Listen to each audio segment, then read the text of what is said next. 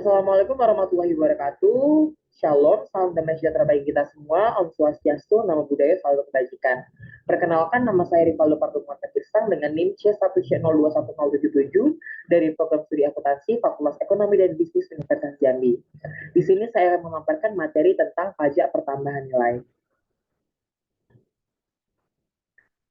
Materi-materi yang akan dibahas dalam video kali ini, yang pertama itu tentang definisi dan objek pajak pertambahan nilai itu sendiri. Kemudian ada ketentuan tarif PPN dan ada perhitungan PPN, baik perhitungan PPN keluaran maupun perhitungan PPN masukan.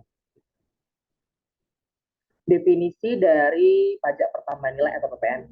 PPN adalah pungutan pajak yang dibebankan atas transaksi jual beli barang atau jasa kena pajak yang dilakukan oleh wajib pajak pribadi maupun wajib pajak badan yang telah dikukuhkan sebagai pengusaha kena pajak atau PKP.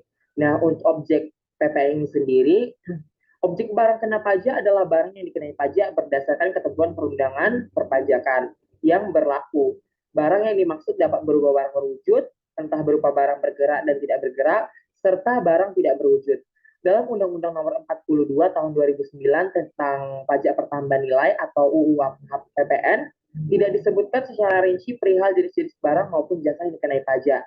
Namun demikian, dalam pasal 4A Undang-Undang PPN tersebut disebutkan mengenai kelompok barang yang tidak dikenai PPN, termasuk sebagai pajak masukan.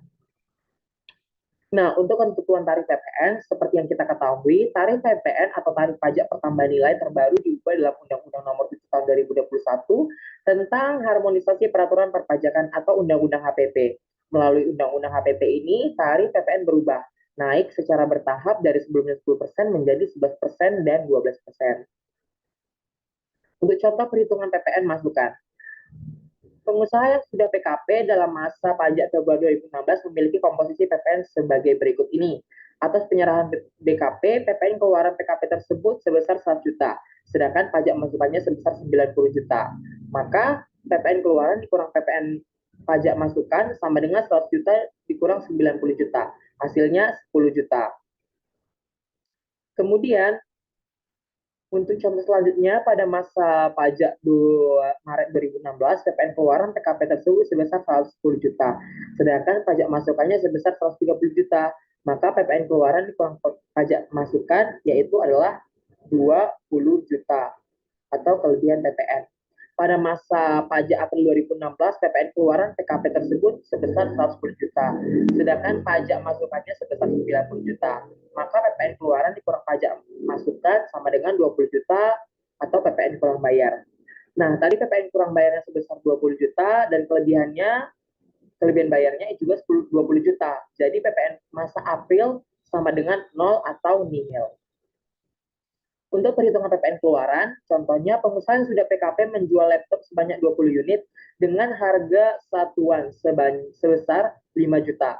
Tentukan besar PPN keluarannya. Harga satu laptop tadi 5 juta, PKP menjual sebanyak 20 unit, maka 20 juta dikali 5 juta sama dengan 100 juta. Maka PPN-nya 100 juta dikali 10% atau tarif PPN tadi sama dengan 10 juta. Jadi PPN sebesar 10 juta merupakan PPN keluaran PKP yang menyerahkan atau menjual BKP dalam bentuk laptop tersebut. Sekian materi yang dapat saya sampaikan mengenai pajak pertambahan nilai. Saya akhiri sekian dan terima kasih.